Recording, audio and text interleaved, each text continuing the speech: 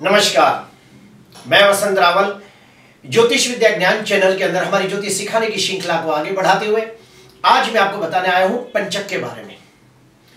यह पंचक बनता कैसे है?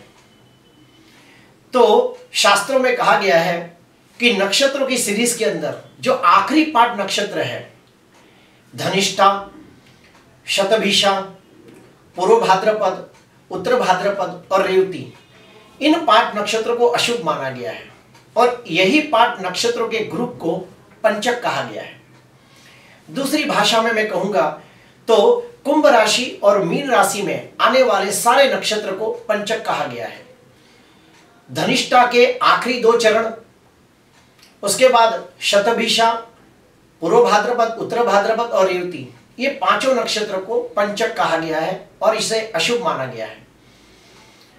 पुरानी मान्यताओं के अनुसार ऐसा पाया जाता है कि अगर इस पंचक के अंदर कोई व्यक्ति की मृत्यु हो जाए तो उसके मृत्यु के बाद और 4 व्यक्तियों को शारीरिक एवं मानसिक मृत्युदायक कष्ट होता है।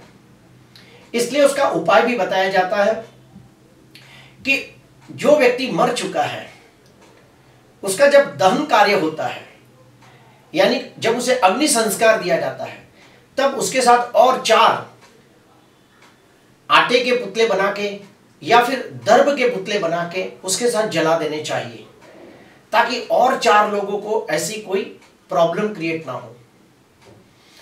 पंचक के अंदर और थोड़ा डीप में जाते हैं तो पता चलता है कि पंचक के भी 5 अलग अलग प्रकार हैं। उसमें सबसे पहले नंबर पे आता है रोग पंचक।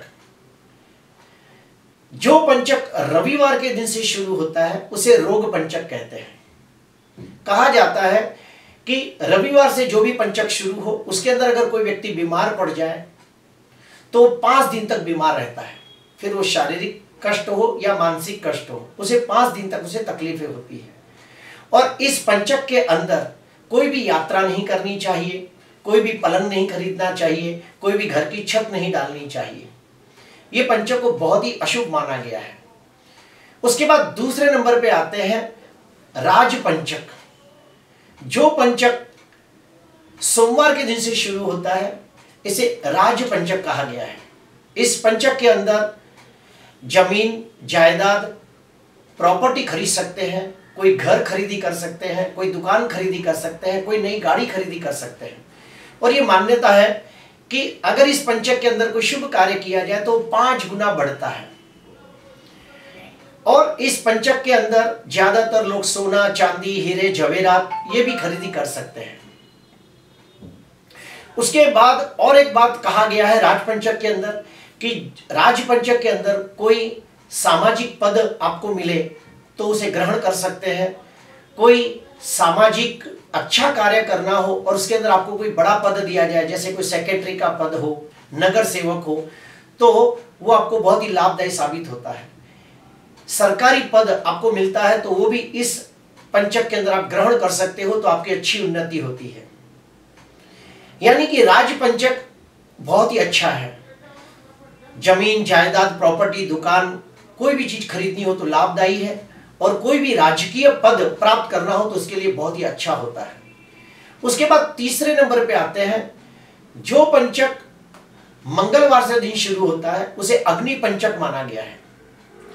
अग्नि पंचक के अंदर कायदा, कानून, कोर्ट, कचहरी जैसे कार्य के अंदर सफलता मिलती है, तो इन कार्यों की शुरुआत आप कर सकते हो अगर पंचक मंगलवार के दिन से शुरू हुआ तो। लेकिन साथ में यह भी माना गया है कि अग्नि पंचक के अंदर अग्नि का भय लगा रहता है, और अग्नि पंचक के अंदर कोई भी इलेक्ट्रॉनिक चीजें नहीं खरीदनी चाहिए। बड़ी बड़ी कंपनियों के अंदर बड़ी बड़ी मशीनें नहीं खरीदनी चाहिए। घर के अंदर भी mobile, audio, video, stereo, TV, ये सब चीजों की खरीदी नहीं करनी चाहिए, वरना वो जल्दी बिगड़ जाती है, चोरी हो जाती है या उसमें कोई तो भी इलेक्ट्रॉनिक फॉल्ट आ जाता है। उसके बाद आगे बढ़ते हैं। शुक्रवार के दिन से जो पंचक शुरू होता है उसे चोर पंचक कहा गया है, और चोर पंचक के अंदर यात्रा बिल्कुल नहीं करनी चाहिए। कहा जाता है कि अगर चोर पंचक के अंदर यात्रा की जाए तो चोरी होने की संभावना है। यात्रा में अनचाहे विघ्न आ सकते हैं। आपका कोई भी ट्रेन छूट जाना, प्लेन छूट जाना, आपको कहीं बुकिंग किया हो तो उसमें विघ्न आना, रास्ते में गाड़ी में कोई प्रॉब्लम क्रिएट हो जाना, टायर पंचर हो जाना, ऐसे कई प्रकार के विघ्न आते हैं और उस यात्रा के अंदर जात जात की तकलीफें पैदा होती है। इस पंचक के अंदर और एक चीज मानी गई है कि आप कोई भी नई खरीदी भी न करें, जैसे कि सोना चांदी हीरे जवेरात न खरीदी करें, जमीन जायदाद प्रॉपर्टी ये सब चीजें भी आप न खरीदी करें, बल्कि इसका सौदा भी न करें। किसी को टोकन अमाउंट भी ना दें। कोई फ्लैट खरीदना हो तो उसका टोकन अमाउंट नहीं देना चाहिए। कोई दुकान खरीदी करनी है तो उसका टोकन अमाउंट नहीं देना चाहिए। कोई भी प्रकार की नई हीरे जवेरात की चीजें, सोना चांदी की चीजें, गहने नहीं खरीदी करने चाहिए, वरना वो चोरी होने की संभावना बन जाती है। और सबसे आखिरी में आते हैं मृत्यु पंचक, जो सबसे खतरनाक है। जो पंचक शनिवार के दिन से शुरू होता है उसे मृत्यु पंचक कहा गया है।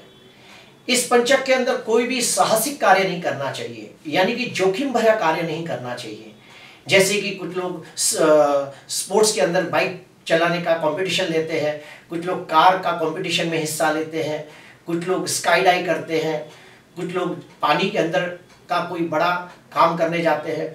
तो ये पंचक के अंदर रिस्क रहता है, जोखिम भरा कार्य नहीं करना चाहिए, वरना उन्हें शारीरिक कष्ट हो सकता है, हाथ पांव टूट सकते हैं, सर को मार लग सकता है, हॉस्पिटलाइजेशन हो सकता है, कोई मानसिक कष्ट हो सकता है, कोई भी प्रकार की पीड़ा हो सकती है। तो शनिवार के दिन जो भी पंचक शुरू होता है उसे मृत्यु पंचक कहते हैं। इस प्रकार से इस पंचक के अंदर कोई भी जोखिम भरा कार्य न करें, बल्कि मैं तो ये भी कहूंगा कि पलंग न खरीदें, घर की छत न बनाएं और कोई भी नई गाड़ी तो बिल्कुल न खरीदें। तो प्रिय दर्शकों, आज हमने जाना पंचक के बारे में कि कितने प्रकार के पंचक होते हैं। सबसे पहला होता है रविवार से शुरू होने वाला पंचक, जिसे रोग पंचक कहते हैं। सोमवार के दिन से शुरू होने वाले पंचक को राज पंचक कहते हैं। मंगलवार के दिन से शुरू होने वाले पंचक को अग्नि पंचक कहते हैं।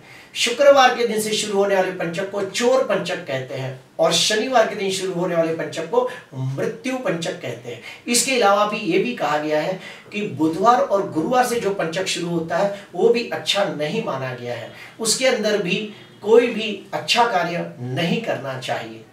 प्रिय दर्शकों, आज मैंने आपको पंचक के बारे में काफी डीप जानकारी दी, लेकिन साथ में यह भी कहा गया है कि मान लो कभी मजबूरी में पंचक में आपको ये शुभ काम करना ही हो तो क्या करें।